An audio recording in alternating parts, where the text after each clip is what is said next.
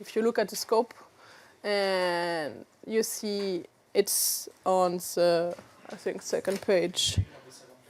Yep, exactly. Yeah, exactly. So basically you see here some keywords already. You see that you need some relevant stakeholders, and then it's even listed which kind of stakeholders the European Commission is expecting, which is already giving you a good hint about which kind of partner you should search for. So industry partner, but also local authorities, water users, research center, and social communities. These are some elements that I think are the first step towards which partner should I include in my proposal. But this is general. It's not related specifically to to India. So how do I consider the aspect about finding Indian partners? So we had a question today morning saying that, okay, if someone is calling me and asking me how do I find partners in India, it's pretty difficult. And what we did as an experience I can share with you is that use existing networks, use projects you might have had, or the projects that existed already. We did it in such a way that, and it was also one element written in the text call, to capitalize on the knowledge acquired in the project from FP7. And that's what we did. We had the chance that we were ourselves involved as coordinator in one of the EU-India water project in FP7. So we had already the contact at European level and at Indian level from that project. Plus what we did is that we checked what other projects were funded, took place, and we contacted the coordinator from Swings project. We discussed, we found a common agreement, and finally we submitted a proposal together, and we were the lucky one to get one of our project funded. So I think this is maybe a hint you can give to how to find partners. Use projects that were funded maybe in related thematics, in related topics in past funding programs, to build on that. Because you have two advantages. You have existing relations between European and Indian, in that case, researcher and companies, and you are building on the experience and the results that you produced already. So it's, well, only positive in that sense. So maybe this can be a good hint to how to find partners in a country like India, or there are other examples. It can be applied to any third countries, I think.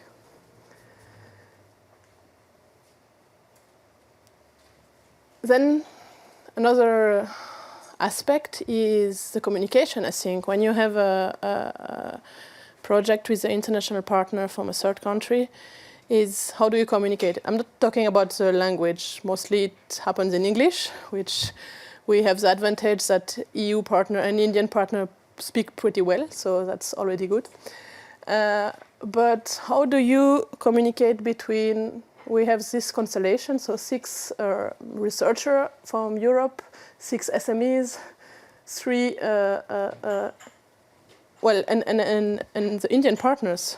This was the starting constellation that we had. We had contact with 3 major researchers in India and 1 association that is involved in the field of water and water improvement. And based on that, we started to communicate. How do you do that? Or what are the important aspects you have to consider? You have to explain a lot. First of all, to make sure that you have a common understanding, because it is a common call between EU and India, but the Indian partner do not necessarily know the rules of the European Commission. So you have to explain them what the European Commission is expecting, what are the eligibility conditions, what is the EU platform, what is the PIC, all these kind of elements that appear normal for European researchers or European companies when they participate already in some European project is new to Indian partners. So you have to explain a lot. And the other way around. The Indian partner, as I said today morning, we have the advantage that our India counterpart coordinator is very efficient and very valuable for us because he knows already the rules that have to apply for the funding in India. So he was sharing that with us the other way around as well, so that we are sure that we are in line and our project or our proposal at that time is in line with both sides, EU and India, because you have to submit a common proposal. So you have to consider both sides, otherwise you would have to modify things. Okay, I'm maybe making a too nice picture. We had to modify also things, don't worry. It's not so easy, but at least to try to get something that you can use for both sides. The deadlines. We heard today morning that, for example, in that specific call, the deadline was set to the deadline set by the EU. So we had that date in February at 17 Brussels time, like everyone knows when you have a deadline. It was the same for India. So with the time change, it was also 17 o'clock or 5 o'clock p.m. Belgium side time for them to submit it online. They had to submit it online on the platforms of the DST, which is also not so easy because due to some technical informatic problems that happen very often apparently in India, it was a challenge on its own. Plus, they had to submit after, I have to lie, I think 2 or 3 weeks after that, they had to submit a hard copy of the whole, including also some letters from the deans from the different university and some additional elements that we did not have to submit in the electronic form.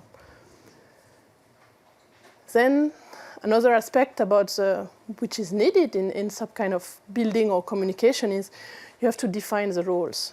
This is linked a little bit with, or what I mean is linked a little bit with the cultural background, is that it has to be clear to everyone who is coordinating, who is giving the line, so that you can build up on that.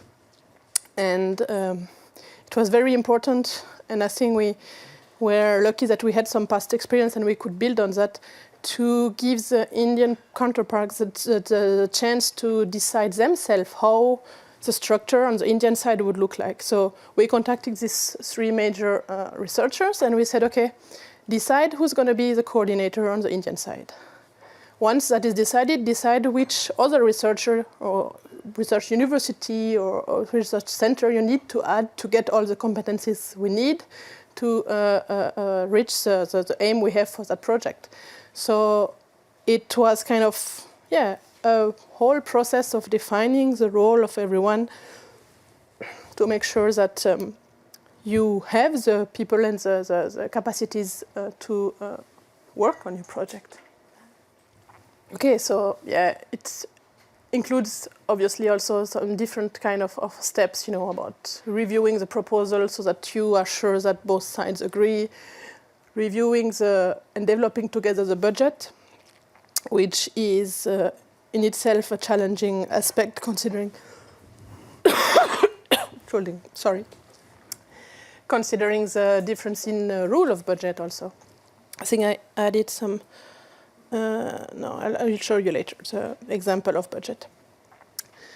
Then something maybe trivial like the acronym, it's very often said that the name of the project is something you should choose wisely so that it stays in the mind of the people.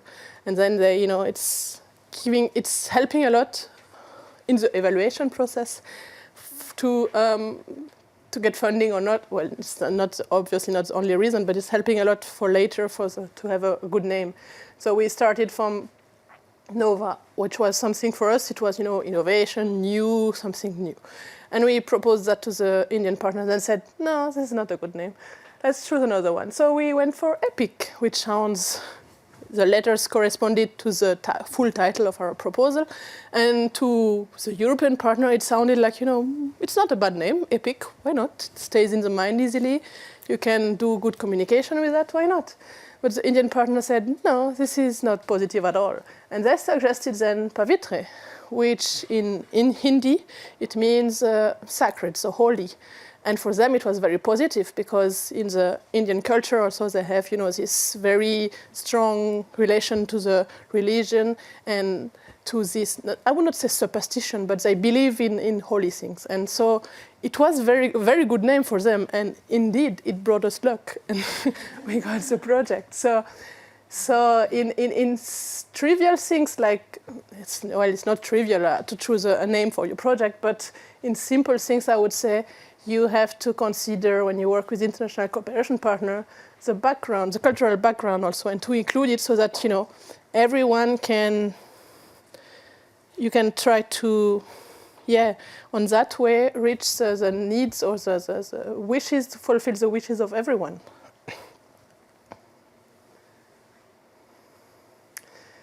To go back to the co-funding mechanism that we talked about today, I'm sorry, the changing weather is gave me some cold, so not easy when you pass from one day to -1 in north of Germany to next day 20. Yeah, tricky. But so to come back to the co-funding, we read it today morning it is clearly defined or explained who's going to take part.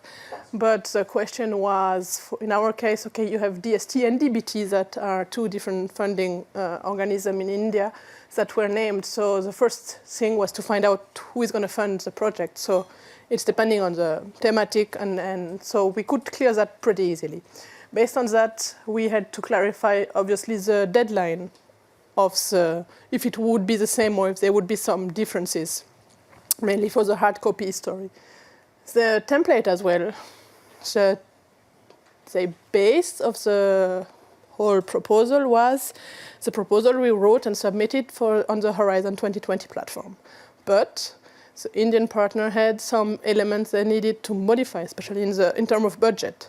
They had a different budget form to fill, and we're going to have a look in a moment. And we had to respect that.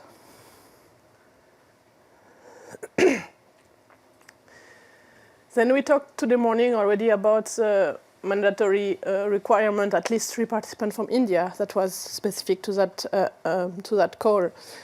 In that sense, or to our understanding, that meant that to submit the proposal, you have to have 3 partners of India. So the logic behind that is that all your Indian partners need to have a pick, which in itself is feasible. If you explain how the process is to get a pick, this is not the hard part to get a pick. That means also that for every partner, you need a partner description for the section 4 of the proposal, which is also okay. Then you get to the more tricky part, a budget. Why should the Indian partner tell you how much money they will spend on their part if they don't get funding anyway? And then these aspects that we had to enter the budget, enter also EC contribution from €0. This is just to show you the difference a little bit. I don't know if you can read it very properly, but this is the structure the Indian partner had to follow to fill their budget. I guess that all of you are familiar with how it looks like for Horizon 2020, what partners have to fill in. So here you see, first of all, they have to split it in the 4 years of the project, or the timeline of the project, which, okay, makes it a little bit more complicated, but it's feasible. Then the cost categories themselves are different. You have here non-recurring, such as lab equipment or demonstration plant cost related to prototypes. Then you have recurring costs like consumable, manpower, travel. Then the travel are very much split. They have domestic travel, international travel, local hospitality for visiting scientists, training and awareness, review meeting, contingency, which I found very interesting, contingency for travels. Something like that does not exist on the European side. So how do we consider that in the European budget? How do we make both budget form fit so that, we have one project, so we have one budget. It's not like we have 2 budgets. So. And then the indirect cost was also pretty tricky. And I don't know if I guess everyone knows when there's a deadline, you have always the tricky questions the last day before the deadline. So it's a busy day. And then you have such a comment like that, but how do I do for my overheads? In the European platform, they are calculated automatically, 25% of the direct costs But how do I enter this figure? That is not at all 25%. If you compare here, that was the 25% of the direct cost would be 98,000, whereas according to the DST norms, it would have been only 1,700 euro. So these are all elements that are a bit tricky. There is no real answer. I have to say, well, we didn't find them. So maybe you have some answers to all that. It's maybe details, it's true, but it's some things that the proposers are facing in the frame of the proposal submission, and you have to find a compromise to answer that, to answer the requirements, enter the information in the template, and at the same time, gives everything that is required. Going back to this requirement about 3 participants. You had a hint today morning in your presentation about that the Indian partners need to be validated, latest at the time of the grant agreement preparation, which is, well, in the practice, it's what happened for our project. That for the proposal submission, every Indian partner had a pick, which was perfect. We could submit our proposal, but most of them did not right away do the step about bringing all the information to be validated as partner. So this is something that happened when we got the invitation to start the grant agreement preparation, that we had to validate them. And what happened is that 4 of our Indian partners were not able, in the time given for this grant agreement preparation, to get validated for different reasons, because the institutional structure of them is different. Also, it's not about not sending the document required by the validation service of the EU. It was a little bit more complicated. And so what happened is that finally it was decided that this partner would be added up in the Article 14A that we addressed already today morning. So basically as international partner taking part in our projects. But at the same time, this implies, because we had to follow the time frame, because you want to finish or conclude your negotiations so that you are able to start the project, which is obvious. This implies that as soon as these institutional questions related to the validation of this partner will be cleared, which is not the case yet, we will have to submit amendments to add them again as full partner in the project. But it's a possibility also to use this Article 14A, and it's in practice what happened to our project. So just to give you an additional example to the Canadian example or the US example that was named today morning, where the situation is a bit different, why partners are taking part as Article 14A, it also happened in our case.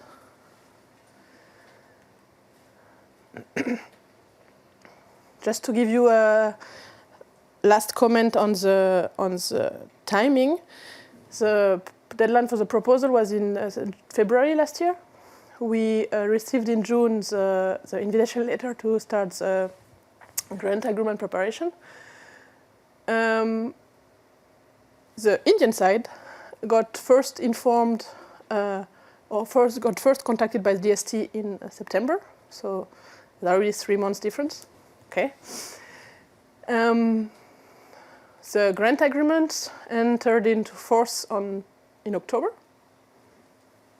last year, and the project start for this year in February, because the European Commission and the officer knew that it would take some more time for the Indian partner to conclude the negotiations. So they said, okay, let's start all the EU-India water projects on the same date, 1st of February 2019. What was co-organized was a joint kickoff meeting of all the 7 funded projects in that call in New Delhi on this year in February, co-organized by the EU delegation in Delhi and the Indian partners from DST DBT. You see it here. And I got last week the email from the Indian partner, the information from the Indian partner that the DST finally sent them the official letter that the project started. So you see there is 2 months lap between the start for the European Commission and for the Indians project, which is already giving some difficulty in terms of timing of the work you have to perform. So, but it's something you cannot, well, we did not find how to change that. So maybe something is also something that has to be more discussed between the EU and the Indian ministry in terms of this bilateral funding at that level, to maybe to give it as a feedback that it would be maybe something to improve in future calls. But for now, we could not change it. Just in terms of timing, the difficulty, additional challenge that we are facing now is also in terms of budget, because with this information we received last week about the start of the project, we also got the information that the DST cut the budget of the Indian partner by 50%. And 50% is really a lot. So now we are seeing how we can still reach the aims we have in the project and how we can do it and organize everything to fulfill what is written in the grant agreement, which is what we have to do now. So this is still an ongoing challenge that makes everything, let's say, a little more difficult to work in a project with a third country. And in that sense, to your last question, I think from today morning, is it a chance or is it a risk? It's both. Yeah, that's it. So thanks everyone for your attention. And maybe I would like to add one last word. I would like to take the chance to say thank you to the NCPs as such, for giving information and for being, because I'm more from the research side and writing proposal, and I find it great always to be able to contact NCPs and to ask the question and to get very fast feedback. So thanks.